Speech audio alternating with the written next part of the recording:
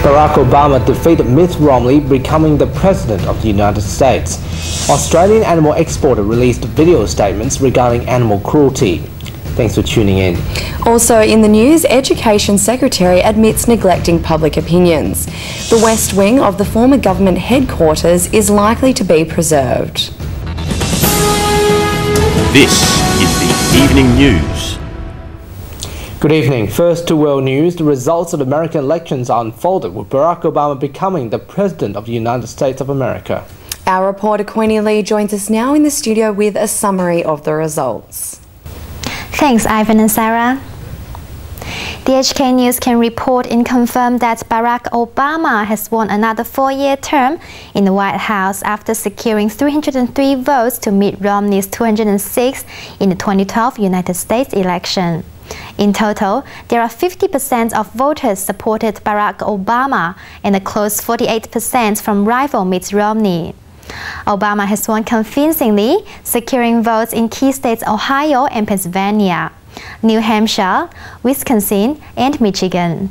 With the fall of Alaska to Romney, the result is finalized despite the fact that Obama ran in the face of the highest unemployment rate in his country's history. Obama's victory speech called upon building on the pre-existing success of his government in the face of tax cuts by his opposite Republican number.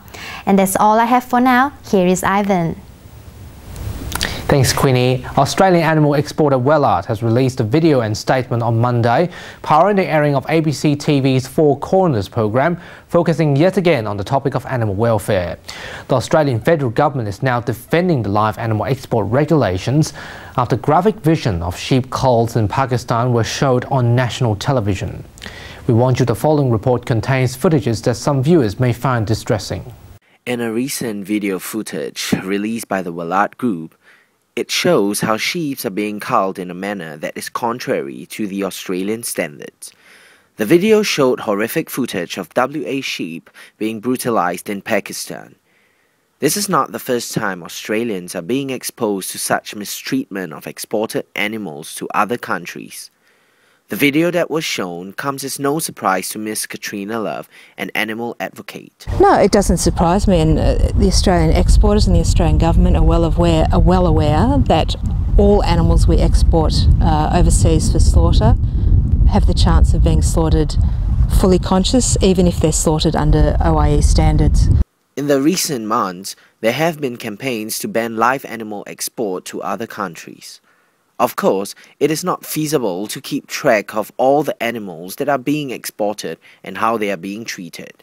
The best case scenario is they get slaughtered in an accredited abattoir that works to Australian standards, slaughters them with pre-stunning, but I would say 80% of the sheep exported overseas are slaughtered whilst fully conscious, and no one's ever there to see 100% of the kills, so who knows how often it happens. Further investigations are still taking place, and agriculture industry leaders urges the public to withhold any judgment in the meantime. Timothy Seow, DHK News.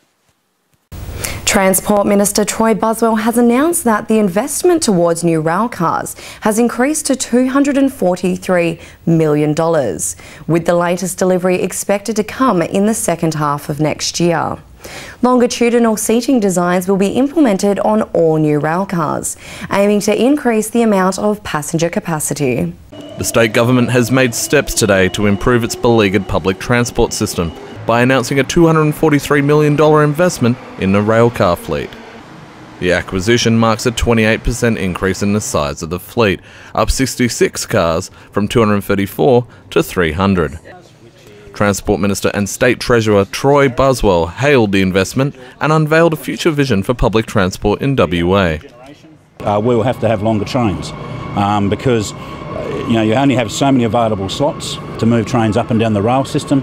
We'll ultimately have to have longer trains, and we'll have to have trains able to run closer together. The closer together is largely delivered by technology, in particular the signalling and train control technology, but you must have compatible technology in your trains. The length of the trains, for example, the new Auburn Grove station that we announced a couple of months ago, that will be designed to accommodate effectively a 9-car set.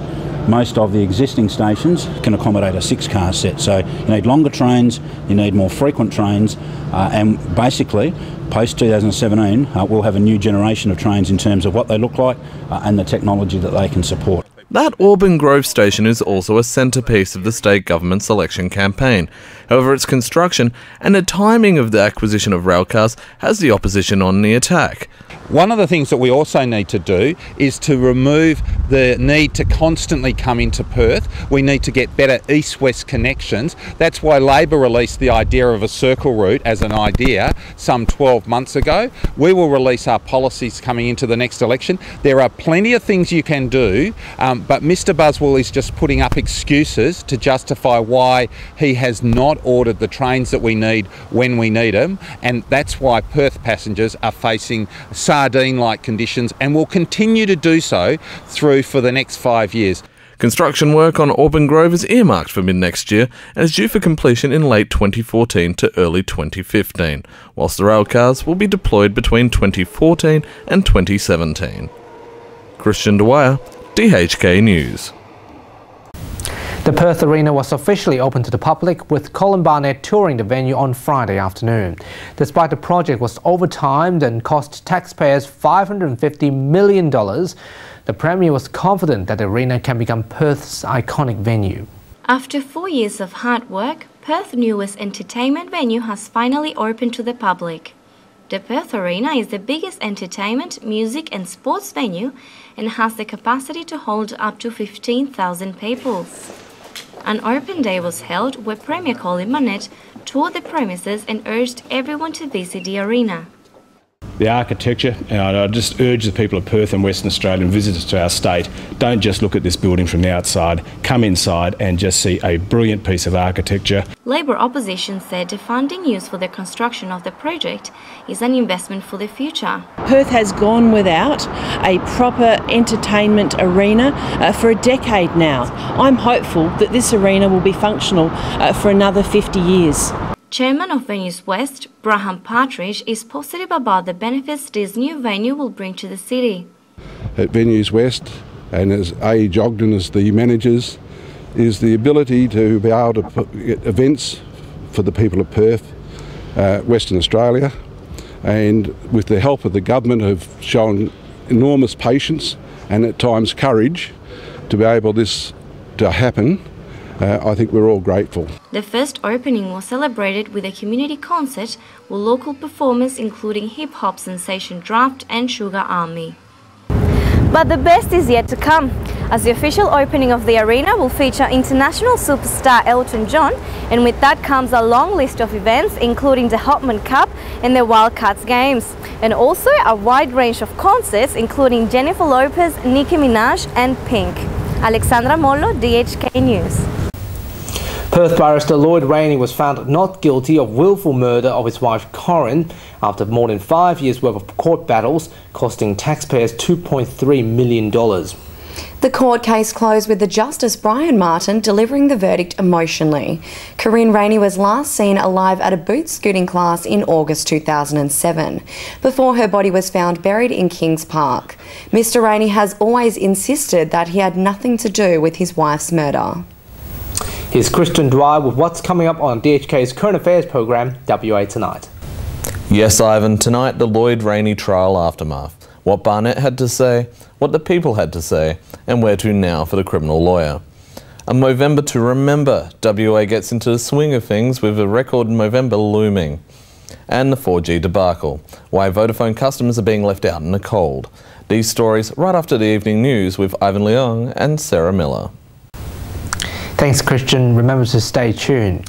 Back to Hong Kong news now. The Education Secretary Eddie has admitted the government has neglected the public's emotions towards the rollout of the national education curriculum 2 months ago.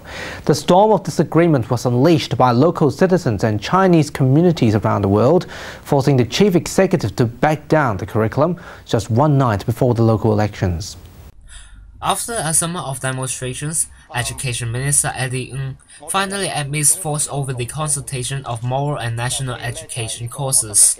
Speaking in a luncheon on Tuesday, he says government officials need to care more about citizens' feelings even after the consultation period. The national education controversy started with the guideline published by the Education Bureau, which they hope students can know more about China's recent developments. Major opposition groups, scholarism, and the Parents Concerned Group, however, found the materials are biased towards the bright side of the country. Public anger grew after the publication of a course book called The Chinese Star, as the book praises the nation's one-party republic over American politics, saying people suffer from political struggle between Democrats and Republicans. Colin, Choi, DHK News, Hong Kong. Hong Kong Financial Secretary John Tsang has made a statement on his blog defending the government's current measures against the price hike of the residential property market. While the Housing Secretary Anthony Chung told the media that there are no plans to reintroduce rent controls. Financial Secretary John Tsang says he will take action against speculation of commercial properties if overheating of the market continues, following the government's latest measure to cool down the residential property market. Mr. Tsang wrote in his blog that the government has noticed a quick rise in prices of non-residential premises, but the livelihood of citizens should put first in policy making, leading to Friday's announcement of extra stamp duty for foreign flat buyers. On the other hand, Housing Secretary Anthony Chung attended a forum with residents of some Shui Po's cage home and subdivided flats on Sunday. In a meeting, he says the Bureau is keeping an eye on the rising rent, but is not planning to introduce rent control in near future. Residents are also demanding at the seams for more public housing. Laurent, DHK News, Hong Kong.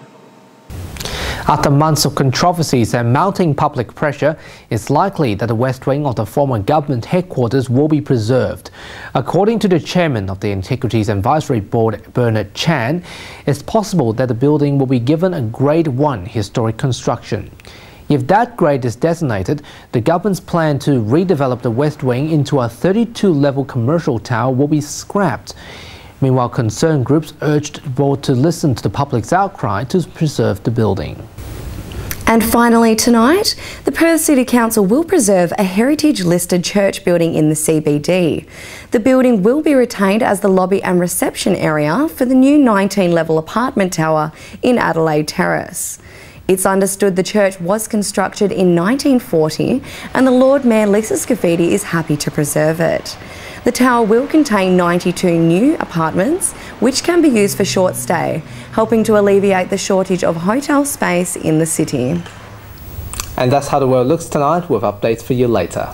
Anna Godden will be back on this chair next week. Up next is Kristian Dwyer with WA Tonight. Good evening. Good night.